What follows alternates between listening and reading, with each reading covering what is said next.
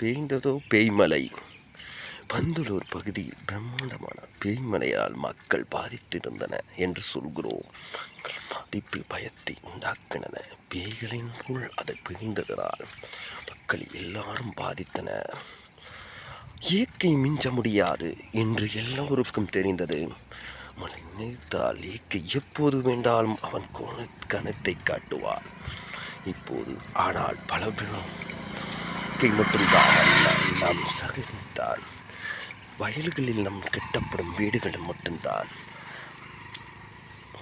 வயல்களிலோ கட்டுகிறோம் வீடுகள், தண்ணியோ உள்ளே என்கிறோம்.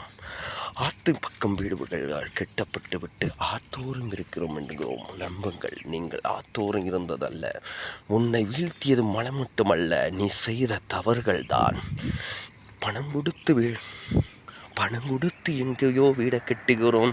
இல்லாத மண்ணின் மேடில் வீடு கட்டுகிறோம். சரிகிறது என்று நம்ம நினைக்கிறோம். சரிகிறோம் என்று நாம் நினைக்கிறோம். தவறு. மண் சரிக்கவில்லை, நாம் செய்த பாவம் சரித்தது. மண்ணில் விழுந்தது நம் துரோகமல்ல.